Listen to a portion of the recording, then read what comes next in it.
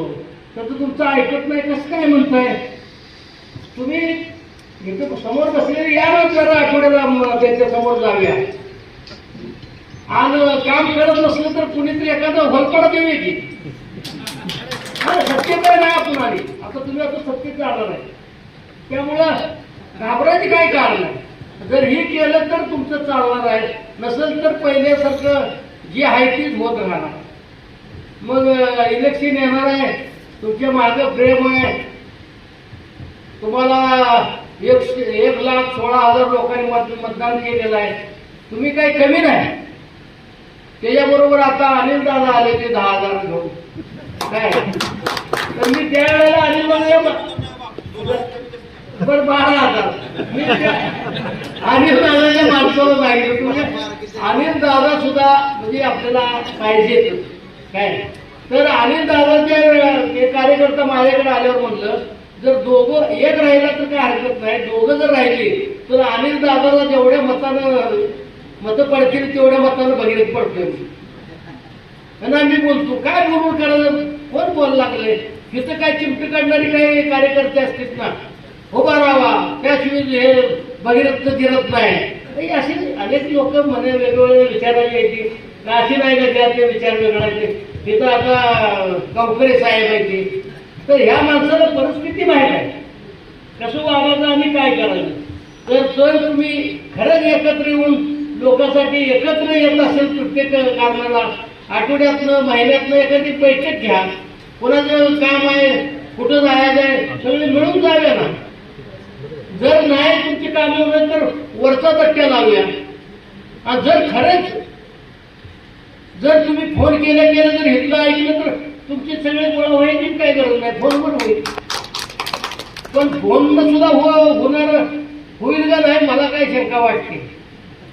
म्हणजे सत्ताधाऱ्यांचं इथे आधी विचार केला जातो आणि दुसऱ्यांदा असं तुम्ही परत त्यांच्याकडे चाललाय, सत्तेत घुसा लागलाय.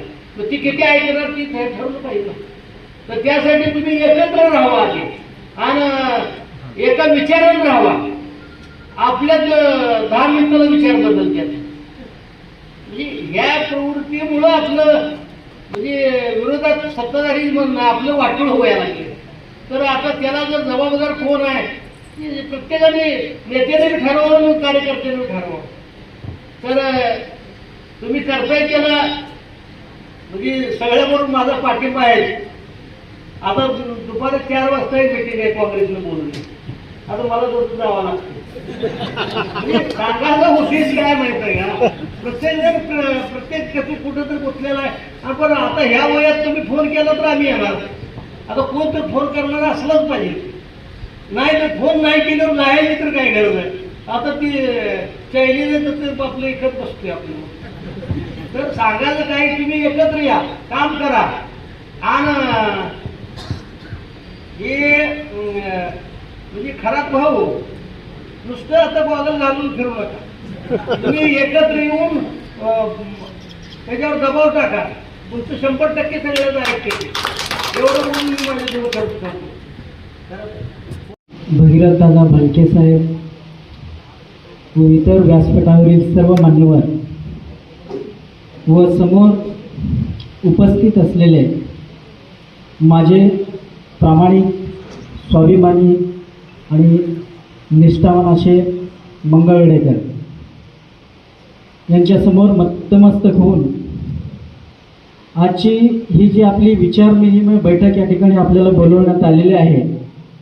या संदर्भात मी काय असा मोठा व्यक्ती नाही की कुणाला सूचित करू, पण मला इतकं समजतं की मंगळवेढा आणि पंढरपूर मतदारसंघासाठी, त्याच्या विकासासाठी आणि जनसामान्याच्या कार्यासाठी आपल्या मंगळवेढा तालुक्यासाठी व पंढरपूर तालुक्यासाठी जे आवश्यक असेल तो निर्णय आपल्या नेत्यांनी जरूर घ्यावा आणि त्या निर्णयाच्या पाठीशी आम्ही ठामपणे उभे राहू. आम्हाला इतकंच सांगायचं आहे की जे निष्ठावान कार्यकर्ते आहेत त्यांची पाठ कधी सोडता कामा नये.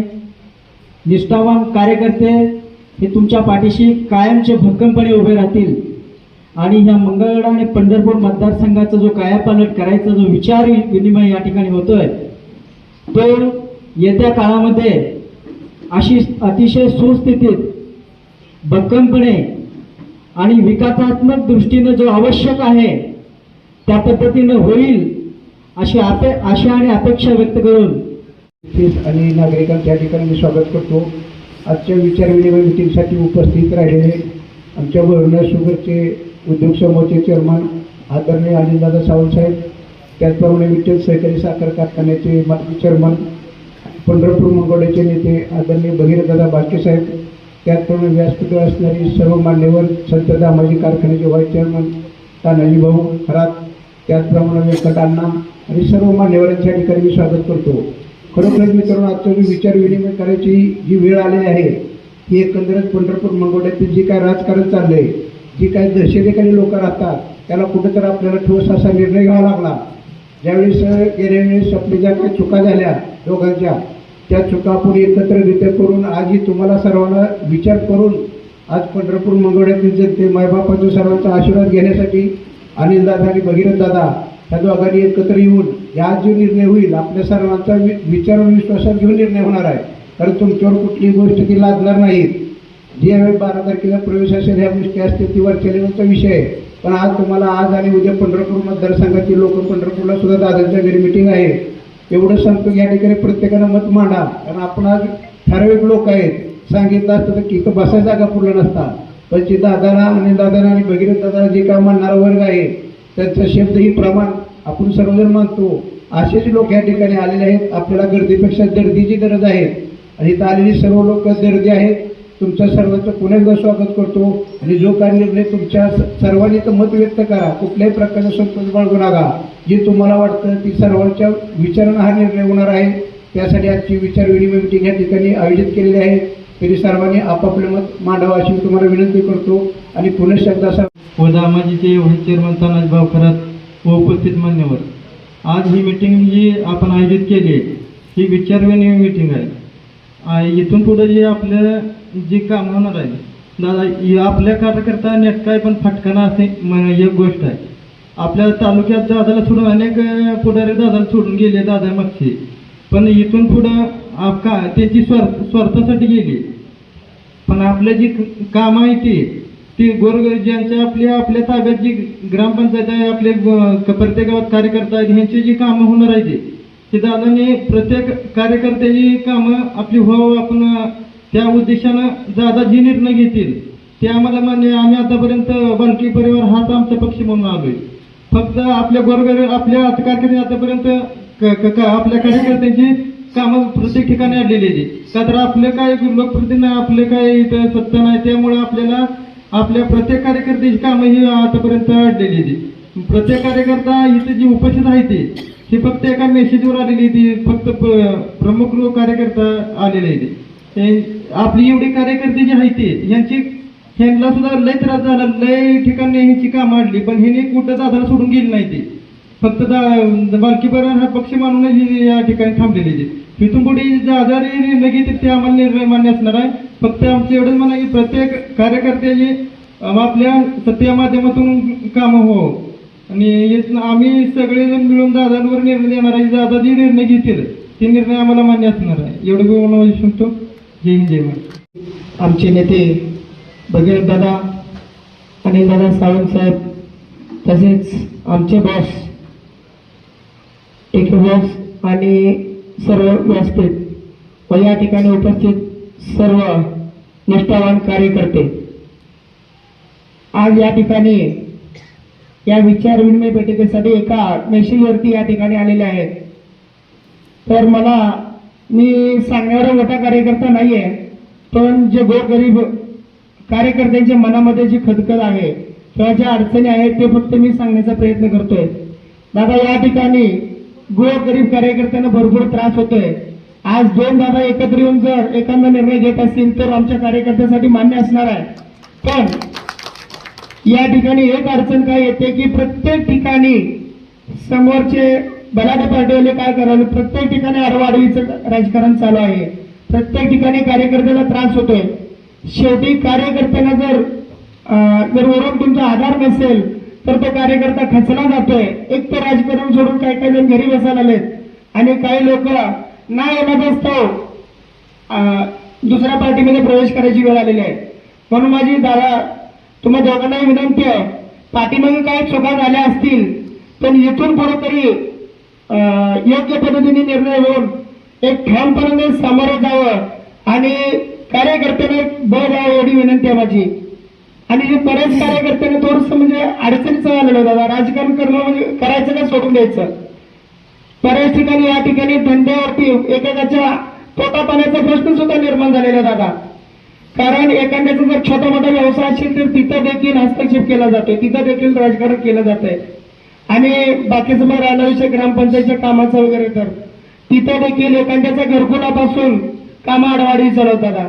त्यामुळे माझी एक विनंती आहे, तुम्ही जो निर्णय घ्याल बॉस, तुम्ही सर्वांनी जो निर्णय घ्याल तो आम्हाला मान्य असणार आहे. फक्त इथून पुढे कार्यकर्त्यांना थोडीशी जी किरकोळ अडचणी येतात त्या ठिकाणी आपण लक्ष द्याल आणि आम्हाला कार्यकर्त्यांना बळ द्याल एवढीच अपेक्षा व्यक्त करतो. आणि तुमचा जो निर्णय असेल तो आम्हाला मान्य असेल एवढंच बोलून मी दोन शब्द संपवतो. जय हिंद, जय महाराष्ट्र. जो आपण निर्णय घ्याल दादा तो आम्हाला पूर्णपणे मान्य असेल. आणि खरंच जे आता त्यांनी सांगितलं की हे दबावाचं राजकारण चालू आहे, तर आम्ही ते डोळ्याने बघतोय सध्या की एखादी ग्रामपंचायत त्यांची नसेल तर त्याला म्हणजे निधी न देणे असं म्हणजे बऱ्याच ठिकाणी चालू आहे. तर असं कार्यकर्त्यांना दबाव घेणे हेच जर तुम्ही एकत्र येऊन जो निर्णय घ्याल आणि आम्हासारख्या कार्यकर्त्यांना बळ द्याल हेच आमच्यासाठी म्हणजे योग्य निर्णय आणि आपल्यासाठी योग्य निर्णय. इथून पुढं आता जे म्हणजे दमदाटी वगैरे करते त्यांना सुद्धा आज घाम फुटला आहे 100%. कारण म्हणजे हे सगळे एकत्र आले आणि काय निर्णय होतोय हे बघून त्यांना सुद्धा घाम फुटलाय. एवढंच सांगतो, जो आपण निर्णय घ्याल त्याच्या पाठीमागे आम्ही ठामपणे उभा आहे. एवढं सांगतो. धन्यवाद. आणि आम्हाला इतक्या अडचणी आल्या आतापर्यंत, तुमच्यापर्यंत पोहोचायचा वेळ येत नव्हता. आणि जरी आलो तर आमची कामं होत होती. पोलीस स्टेशनला गेलो तर आमच्या आधी टेबलला बनवायचा, आम्ही जाऊ तर टेबलला बनवायचा. म्हणजे असल्या प्रसंगात आम्ही बाहेर आलोय. त्यामुळं तुम्ही एकत्र जे आलाय आणि हा कार्यक्रम जे मी आज बघतोय सर्वात चांगला कार्यक्रम मी आज बघतोय. आमचं काम कसं आलं माहिती आहे का, फाटलेल्या पोतसारखं. लोकसभेला एकीकड, विधानसभेला एकीकड, जिल्हा परिषद एकीकड, ग्रामपंचायत एकीकड. आज आपण एका विचाराखाली येणार आहे. ह्या गोष्टीचा मला अभिमान वाटला. आणि सर्वात कार्यक्रम आजचा भारी का वाटला की इथून पुढे आपण एका विचाराने करणार आहे. 2 दादाचे नेतृत्व आपण मान्य करायचं आहे. एवढंच मी सांगतो. जय हिंद, जय महाराष्ट्र. ही विचार करण्यासारखी गोष्ट आहे. पैसा लागत नाही आपल्याला, फक्त आपण लोकांपर्यंत पोहोचलं पाहिजे, लोकांची मनं जिंकली पाहिजे आणि सर्वसामान्यांचं काम केलं पाहिजे. जोपर्यंत तुम्ही आमच्यासारखेच काम करताय ना तोपर्यंत तुम्हाला कोण अडवू शकत नाही. पैसा सर्वस्व नाही. तुम्ही आमचं हे काम करा, तुमचं आम्ही पाठमाग आयुष्यभर आहे, पहिल्यापासून आहे. त्यामुळे तुम्ही दोघांनी एकत्र येऊन काम करा आणि आमच्यासारख्या सर्वसामान्याला मदत करा. तुम्ही 100% आपल्या विचाराचा आमदार होईल. एवढंच बोलतो आणि थांबतो. जय जय. आज सागर गोरड सांगितलं, कार्यकर्ते सांगितलं, एखादा डीपी जरी आपल्याला बसा झाला तर कोणाची शिफारस आम लागते. मी ग्रामीण संलग्न काम करत असताना मला ह्या गोष्टी प्रामुख्याने माहीत आहेत. शहरात तर खूप काही अडचणी आहेत, ग्रामीणला पण सेम तसेच अडचणी आहेत. कार्यकर्त्याला दबाव आणणे, कुठला तरी एखादा व्यवसाय चालू असेल त्याला अडचणीत आणणे, त्या कार्यकर्त्याला आपल्या पार्टीत आणण्यासाठी प्रेशर आणणे, जरी करत नसला तरी सोबत तर चल अशा प्रकारे समितीच्या इलेक्शनमध्ये पण असा कारभार झाला. नगरपालिकेत तर काही विचारूच नका. नगरपालिकेला इलेक्शन तर एवढा भयानक त्रासदायक काम केलेलं आहे की सत्ताधारी पक्षी जे आमदार, जे रुलिंग पार्टी आहे हिने खूप भयानक त्रास दिलेला आहे. मग याच्यावर विचार आपण केला पाहिजे का नाही. आता हिने कुठल्या पक्षात गेलं तर ती काय पक्ष कुठलं सरकार ढासळणारा बेसळणारा असं काय नाही बरं का, किंवा ह्यांचा स्वार्थ असं बी नाही. हे तुम्ही डोक्यात घ्या. काय असते माहिती आहे का, ग्रामीणला आपल्या चहाची टपरी लास्ट करतो तो म्हणतो हे त्यांचा फायदा आहे. त्या आनंद दादा काय तर पाहिजे, भगीर दादा काय तर पाहिजे, काय पाहिजे आता काय गरज आहे का. मग तुमच्या आपल्या सर्व कार्यकर्त्यासाठी काहीतरी काम करायचं असेल, अपेक्षित असेल तर आपल्या नेत्यांचं कुठंतरी चाललं पाहिजे का, तर त्यासाठी हा निर्णय घेणं आवश्यक आहे. आता आमच्या नगरपालिकेत 10 नगरसेवक आहेत, नगराध्यक्ष आमच्या पार्टी दादा, तर एक काम आमचं प्रस्तावात नाही. एक काम नाही. कसं करायचं मग? ह्यासाठी कुठेतरी गोष्टी त्या गोष्टीचा विचार केला पाहिजे का नाही. आणि माजुरी काम चालू आहे सध्या, शहर असो तालुका असो सगळीकडे माजुरी पद्धतीने काम चालू आहे. दमदाटीचा प्रकार चालू आहे. पोलीस स्टेशन तहसील प्रांत कार्यालय सगळीकडे सगळा गोंधळ कारभार आहे. आम्ही आता नगरपालिकेत तर एवढं भयानक म्हणजे परिस्थिती त्या प्रशासन काळामध्ये दादा झालेली आहे, तर त्याचं सांगता सोयी थोडं कमी आहे. परंतु ही जे आपले तर नेत्यांनी जर एका चांगल्या पक्षात प्रवेश केला, सत्ताधारी पक्षामध्ये, जसं शिवसेना असेल किंवा आमच्या अजितदादा जर राष्ट्रवादीचा गट असेल, ह्या कोणत्याही पार्टीत प्रवेश केल्यानंतर राजकीय हस्तवरचा जर दादांना किंवा अनिल सावंत दादांना वरचा राजकीय वरदहस्त असला, आपल्याला त्यांचा वरदहस्त, मग का करायला सोपं पडतं. ज्या त्या विभागात गेल्यानंतर आपलं त्यांचं वजन दादांना फोन लावतो की अधिकारी सुद्धा थरकावतात. कारण दादांचं जर काम नाही ऐकलं तर वरून फोन येणार आहे, त्यांनाही धास्ती असती की बाबा नाही त्याचं काम करायचं. एखादा गुन्हा दाखल होत असेल की बाबा तो तिकडे येत असेल, दादाचा फोन आला की बाबा असं असं त्यांचं मग ह्यांचा गुन्हा घ्या. मग ह्या ज्या गोष्टी आहेत, जर दादांना अनिल दादांना जर वरदहस्त वरचा असेल तर आपल्याला दादा वरदहस्त होणार आहे. मग ह्या गोष्टी आहेत आपल्याला ह्या आपल्यासाठी म्हणून निर्णय घेणार आहेत. हे आपण प्रामुख्याने डोक्यात ठेवा. आणि कार्यकर्त्यांच्या खूप त्रास झालेलाच आहे. सगळेजण त्या त्रासात म्हणजे भरपूर निघालेला आहे. परंतु इथूनचा काळ जो आहे तो सुख समृद्धीने घालवायचा असेल आणि आपल्या खऱ्या कार्यकर्त्याला किंमत आणायची असेल तर दादा जो दोन्ही दादा जे निर्णय घेतील त्यांना ते सर्वांनी मान्य करावा आणि आपण एकजुटीने त्यांच्याशी पाठीशी राहू हीच अपेक्षा व्यक्त करतो आणि मी थांबतो. जय हिंद. कोरोनामध्ये आमचे मयत झाले होते.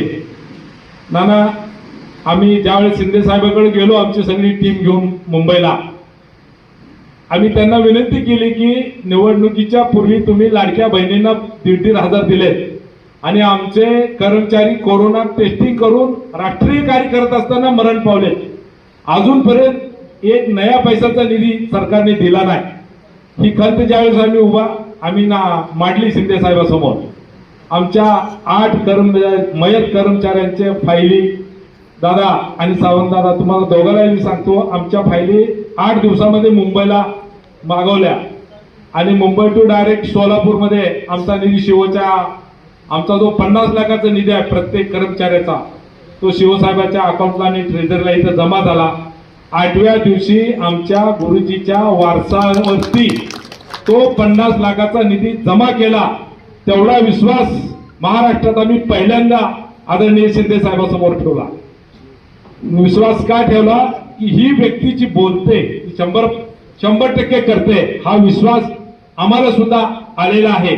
म्हणून मी विनंती करतोय, तुम्ही कुठं जाचाल, कुठल्या पक्षात जाता, काय जाता याचा आम्ही विचार करणार नाही. मी सगळ्या कार्यकर्त्यांना नम्र विनंती करतो, जो माणूस शब्दाचा पक्का आहे, जो कार्यकर्त्यांना जपतो, त्या कार्यकर्त्याच्या पाठीमागे आपण सगळेजण जाऊया. आणि आदरणीय चेअरमन साहेब आणि आदरणीय भगीरथ दादा, मी कळकळीची नम्र विनंती करतोय, या सर्व कार्यकर्त्यांना सांभाळायची जबाबदारी तुमची आहे. भविष्य काळामध्ये या सगळ्यांना तुम्ही सांभाळा. आम्ही निश्चितपणानं तुमचंच आहे आणि तुमचंच राहू आणि तुमचंच नाव घेऊन आम्ही मरू, पण आम्ही पक्ष पार्ट्या काय बदलणार नाही. आम्ही तुमच्यावरती निष्ठा ठेवून काम करत राहू, हीच आमची अपेक्षा आहे. आदरणीय कोळेकर साहेबांना विनंती करतो की आपण तिथं आम्ही, जिथं दादा तिथं आम्ही, ज्या नानांच्या कार्यावर निष्ठा ठेवून तुम्ही आम्ही आजपर्यंत एका विचारानं जिवंत आहे आणि तो विचार जिवंत ठेवण्याचं काम आदरणीय दादा आणि त्यांच्या जोडीला आता आदरणीय चेअरमन सावंत साहेब आलेले आहेत. त्यामुळं थोडंसं बळ आपल्याला वाढलेलं आहे.